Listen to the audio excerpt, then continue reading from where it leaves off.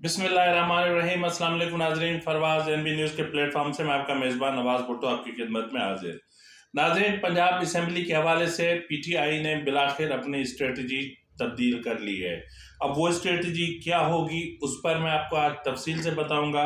और इसके अलावा कितने पीटीआई के अरकान बिक चुके हैं और कितनों ने पीटीआई से बगावत कर ली है, इस पर भी हम तफसील से बात करेंगे। और बात करेंगे जिनीवा में जो मामलात होने जा रहे हैं, या जिनीवा में जो शरीफ फैमिली की अहम तरीन मुलाकात होने वाली है, उसके नतायज क्या निकल सकते हैं, और उस हवाले से पंजाब में जो सूरत हाल है उस पर कौन से असरात मुरतब होंगे। और दूसरी तरफ मिफ्ता इस्माइल और इसहाक डार के दरमियान जो जंग छिड़ गई है, या जो इख्तलाफात शिद्दत अख्तियार कर गए हैं, उसका नतीजा क्या निकलेगा, और मिफ्ता इस्माइल क्या नून लीग को छोड़कर कोई और पार्टी किसी और पार्टी में शमूलियत अख्तियार करने जा रहे हैं। इन तमाम उमूर पर मैं आज आपको तफसील से बात बताऊंगा। आज आदिल राजा ने एक और वीलॉग कर दिया है, और उस वीलॉग में उन्होंने डीजीसी फैसल नसीर और ब्रिगेडियर राशिद नसीर के हवाले से इंतहाई अहम इंकशाफात किए हैं। उनका कहना है कि फैसल नसीर ने ब्रिगेडियर राशिद नसीर जो सेक्टर कमांडर पंजाब है आईएसआई के, उन पर शदीद दबाव डाल रखा है। ब्रिगेडियर राशिद नसीर जो है वो हैं जिन्होंने आदिल राजा के खिलाफ लंदन में हत्या के इज्जत का मुकदमा दायर कर रखा है जून 2022 से। ताहम यह मुकदमा अभी तक जेर समात है। अभी देखना यह है कि इसके नतायज क्या निकलते हैं। नाजरीन, आदिल राजा का कहना है कि फैसल नसीर ने ब्रिगेडियर राशिद पर इंतहाई शदीद दबाव डाल रखा है, और उनका कहना है कि किसी भी तरीके से नून लीग अपना पीटीआई के 25 अरकान असेंबली की जो शमूलियत है वो नून लीग और पीपल्स पार्टी में करा दी जाए। नाजरीन, उन्होंने कहा कि इस हवाले से जो पैसा खर्च करेंगे वो आसिफ अली जरदारी करेंगे, और जो पीटीआई के जनूबी पंजाब से ताल्लुक रखने वाले अरकान असेंबली हैं पीटीआई के, उनकी शमूलियत करवानी है पीपल्स पार्टी में, और सेंट्रल पंजाब के जो अरकान असेंबली हैं उनकी शमूलियत करवानी है नून लीग में। तो इस हवाले से तोड़ जोड़ का सिलसिला भी जारी है। और इसके अलावा मैं आपको ये भी बताता चलूं कि पीटीआई के अंदर बहुत बड़े पैमाने पर बगावत उभर आई है। यानी उसके जो पहले मामला दबे हुए थे अब खुलकर सामने आ गए हैं, और यहाँ तो ये बात चल रही है कि 25 अरकान असेंबली की, तहम इस वक्त जो मेरी इतलात हैं, यानी जो इंतहाई अहम ज़राए या अहम सियासी ज़राए हैं, या पीपल्स पार्टी से ताल्लुक़ रखने वाली जो अहम शख्सियात हैं, उनसे तफसीली राब्तों के बाद जो चीज़ सामने आई है, उसके मुताबिक पीटीआई के पंजाब असेंबली से ताल्लुक़ रखने वाले तकरीबन 50 अरकान असेंबली ऐसे हैं जिन्होंने बगावत कर दी है। और जबकि दूसरी तरफ अगर आप देखें तो अपना इसमें कौमी असेंबली में 80 से ज़ायद अरकान कौमी असेंबली ऐसे हैं पीटीआई के जो मुस्ताफ़ी नहीं होना चाहते, और कुछ अरकान असेंबली और सिंध असेंबली का आइंदा इजलास होगा, उसमें वो स्पीकर के सामने पेश होके अपने इस्तीफ़ा से मुतालिक हकीकत है वो उनको आगाह करेंगे, और यकीनन वो अपना इस्तीफ़ा वापस लेकर असेंबली में बैठेंगे। और ये जो अपना झटका होगा ये पीटीआई के लिए बहुत ख़तरनाक झटका होगा कि मतलब ग्रुप बन के जा रहे हैं। मैंने पहले मरहले में 5 या 10 अरकान असेंबली जाएंगे नेशनल असेंबली में, और वो अपने इस्तीफ़ों की जो तरदीद करेंगे, और उसके बाद फिर दूसरा ग्रुप जाएगा। इस तरह तकरीबन 70 से 80% जो अरकान कौमी असेंबली जो असेंबली से बाहर हैं पीटीआई के, वो वापस असेंबली में चले जाएंगे। तो नाज़रीन, पंजाब की सूरत हाल जैसा कि मैंने आपको बताया पहले वाले व्लॉग में भी, कि परवेज इलाही ने इंतहाई चालाकी के साथ अपना बोझ इमरान खान के कांधों पर डाल दिया है, और इमरान खान को बता दिया है कि अगर वो उनकी हुकूमत ख़त्म हो गई, और अगर यहाँ पे मैं लफ्ज़ इस्तेमाल कर रहा हूँ, अगर मेरी वजारत आला चली गई, तो फिर इमरान खान को कहा कि तुम्हारे लिए जेल के दरवाजे खुल जाएंगे और तुम जेल पहुंच जाओगे। तो इसलिए अगर जेल से बचना है तो अपने अराकीन जो है वो पूरे करो और काफ लीग के जो अराकीन है मैं पूरे करूंगा, और अगर इसमें कोई गड़बड़ होती है तो उसकी जिम्मेदारी आप पर होगी, मुझ पर नहीं होगी। नाज़रीन, अब इस सूरत हाल को देखते हुए पीटीआई ने अपनी स्ट्रेटजी तब्दील कर ली है। आज पीटीआई का एक अहम इजलास हुआ, यानी जो पीटीआई की मरकजी क़यादत है या जो मेन स्ट्रीम की लीडरशिप है, उन्होंने आज इमरान खान से तफसीली बातचीत की है। और इस तफसीली बातचीत के दौरान या तफसीली मुज़ाकरात के दौरान ये तय पाया है कि अगर जो मतलब जितने अराकीन असेंबली का खदशा जाहिर किया जा रहा है, यानी मोर देन 50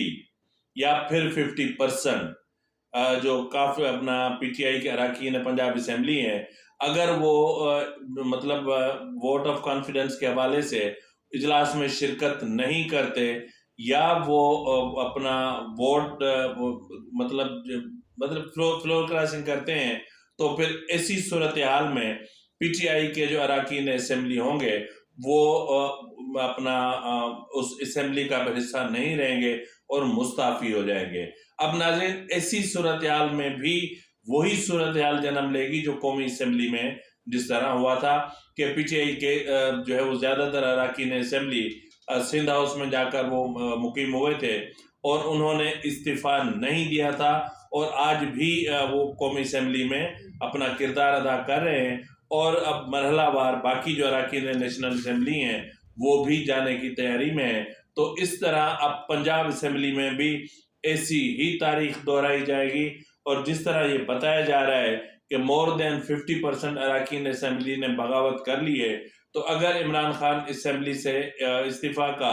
ऐलान भी कर देते हैं तो भी अराकीन असेंबली मुस्ताफी नहीं होंगे और ये असेंबली में बैठेंगे। तो इमरान खान के लिए बहुत ऑकवर्ड पोजीशन हो गई है, यानी इमरान खान का जो लॉन्ग मार्च का फैसला था वो इमरान खान के लिए सियासी मौत साबित हुआ। अगर इमरान खान लॉन्ग मार्च का फैसला ना करते और लॉन्ग मार्च नाकाम ना होता और पिंडी में जो सुनामी लेकर जाना था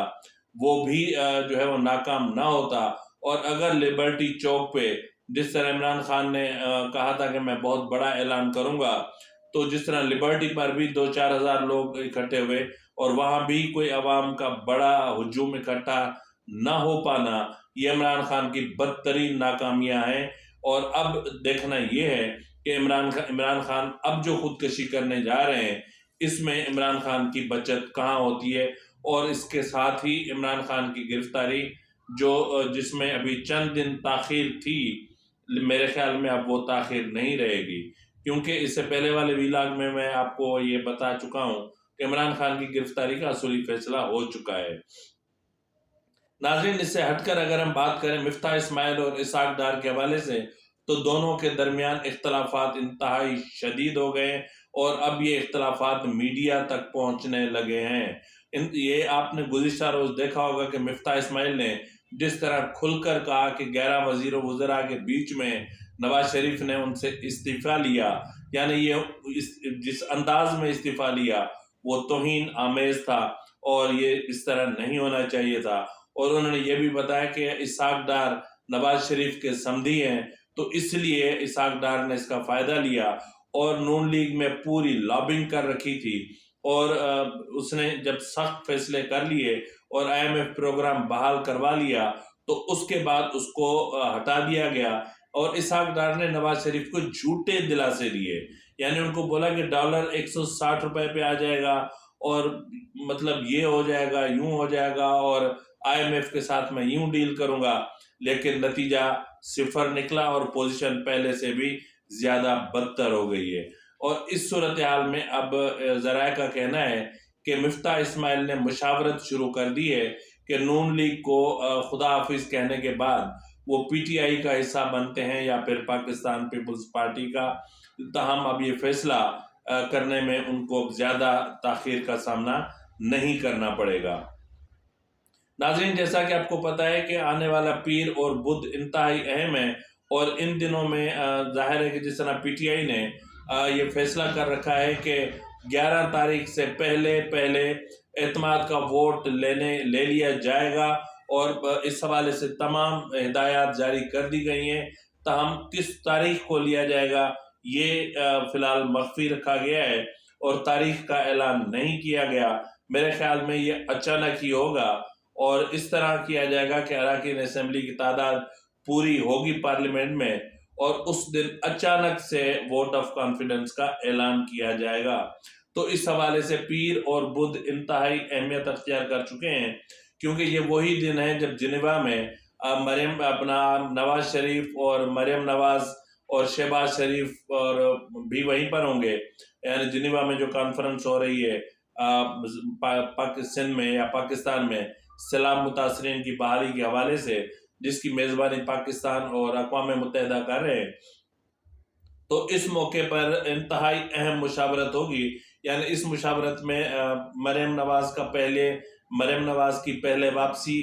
का तारीख का ऐलान किया जाएगा, क्योंकि मरियम नवाज ज़ाहिर है आपको पता है कि मुस्लिम लीग नून की चीफ ऑर्गेनाइजर बन चुकी हैं और अब उन्होंने नून लीग की जितनी भी पॉलिटिकल सरगर्मियाँ होंगी अब वो करेंगी। उनको ज़ाहिर है पूरे मुल्क में जलसे करने हैं और निकलना है, मुलाकातें करनी है और पार्टी को ऑर्गेनाइज करना है। और इस मौके पर नवाज शरीफ की वापसी और अदालती उमूर या दीगर जो भी मामलात हैं और जो भी टेक्निकल हर्डल्स हैं उन तमाम चीज़ों पर डिस्कस किया जाएगा और उसके बाद ये फैसला किया जाएगा कि नवाज शरीफ कब वापस आ रहे हैं। इसके अलावा जो पंजाब असेंबली है उसके हवाले से भी फैसला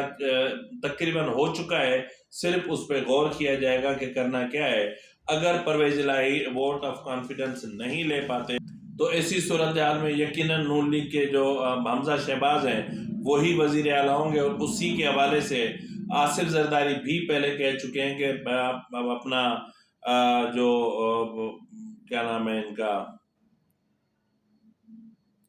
इसी हवाले से आसिफ जरदारी भी वाज़ेह तौर पर कह चुके हैं कि जिस तरह हमजा शहबाज मेरे लिए ऐसे ही है जैसे मेरे लिए बिलावल भुट्टो जरदारी हो। तो नाज़रीन इस सूरत हाल में आप खुद अंदाज़ा लगा सकते हैं कि पंजाब में बहुत ज़्यादा मामलात संगीन होते जा रहे हैं और पंजाब की हुकूमत का बोझ अब यकीनन नून लीग के कांधों पर आने वाला है, न चाहते हुए भी या फिर कुछ भी हो किसी भी तरीके से ये जिम्मेदारी पंजाब अपना नून लीग के सर पे आ रही है। अब देखना ये है कि जिस तरह अपना परवेज इलाही ने फंड्स की तकसीम की है और जिस तरह इजाफी फंड्स लेकर प्रोजेक्ट्स की मंजूरी दी है, ऐसी सूरत हाल में इस जो बाकी जो मांदा जो 2 क्वार्टर रह जाते हैं बजट के हवाले से, तो उनको कैसे मैनेज किया करना है और इन फंड्स को कैसे मैनेज करना है, इन तरक्याती मंसूबों को कैसे मैनेज करना है, ये हमजा शहबाज के लिए बहुत बड़ा चैलेंज होगा। तो नाज़रीन ऐसी सूरत हाल में जिस तरह मैंने आपको बताया कि मतलब यूं बातें हो रही हैं कि वहाँ पर इस वक्त जो पंजाब असेंबली के अरकान हैं उनके रेट्स भी बढ़ चुके हैं। यानी अगर वो फ्लोर क्रॉसिंग करते हैं या फिर वोट ऑफ कॉन्फिडेंस के दिन गायब हो जाते हैं या वोट ऑफ कॉन्फिडेंस में हिस्सा ही नहीं लेते या फिर वोट ऑफ कॉन्फिडेंस के दौरान असेंबली हॉल से बाहर निकल जाते हैं, तो ऐसी सूरत हाल में यकीनन ऐसे अरकान असेंबली ने की कंडीशंस कुछ इस तरह की हैं कि उन्हें जो है वो आने वाले आम इंतखाबात के लिए टिकट भी चाहिए होगी और ख़र्चा तो ज़ाहिर है वो पहले भी ले चुके हैं और अब दूसरी बार वो ले रहे हैं। तो अब देखना ये है कि पंजाब की सिचुएशन किस तरह खुलकर सामने आती है। और दूसरी बात ये कि आदिल राजा के खिलाफ जिस तरह मैंने कहा कि जिस तरह आपने पिछले दिनों भी सुना होगा कि उनके खिलाफ जो एक आर्टिस्ट हैं मेरे ख्याल में जिनका इशारा इन्होंने के नाम से दिया था, तो उन्होंने सिंध हाई कोर्ट में जो पिटीशन दायर की है उसके नतीजे में सिंध हाई कोर्ट ने ऑर्डर किया है पेमरा को कि इनके जो आर्टिस्ट हैं जो 4 अदाकाराओं के जिनके नाम लिए गए हैं उनकी तस्वीर और उनके हवाले से जो भी मटेरियल जिन जिन चैनल्स से जिन सोशल मीडिया के चैनल्स पर चला है उसको बैन किया जाए या उनको वहाँ से हटा दिया जाए। तो यकीनन ये आदिल राजा के लिए बहुत मुश्किल होगा। अब यहाँ पर भी ये सिचुएशन है, और अगर लंदन में भी इसी तरह का कोई मुकदमा दायर कर दिया जाता है या हत्तक इज़्ज़त का कोई मामला सामने आता है, तो फिर आदिल राजा के लिए बहुत सारी मुश्किलात पैदा होंगी। और आदिल राजा जो बज़ाहिर कहते हैं कि मेरा ताल्लुक पीटीआई से नहीं है और हम खामोश मुजाहिदीन हैं, तो खामोश मुजाहिदीन नहीं है, ये भगोड़े मुजाहिदीन है जिनके ख़राब कंडक्ट की वजह से इनको अर्ली रिटायर किया गया था, और इनकी साख पाक फौज में कोई अच्छी नहीं है। तो बज़ाहिर वो कुछ भी कहें, लेकिन इस वक्त जो आदिल राजा साहब हैं, वो मेजर रिटायर्ड आदिल राजा खुद को कहते हैं, लेकिन ये रिकॉर्ड पर मौजूद है कि उनको जबरी रिटायर किया गया था। और अब वो जितनी कंट्रावर्सीज क्रिएट करना चाह रहे हैं, उसका बुनियादी तौर पर मकसद पब्लिसिटी है, और उस जो है वो कंट्रावर्सीज का बुनियादी मतलब उनका जो यूट्यूब चैनल है उसका प्रमोशन है, ताकि उससे उसको बहुत अच्छी आमदनी हो सके। अब देखना ये है कि वो अपने मकासद में कामयाब होते हैं या नहीं। इसी के साथ ही अपने मेज़बान नवाज़ भुट्टो को इजाज़त दीजिए। फ़ी अमानिल्लाह।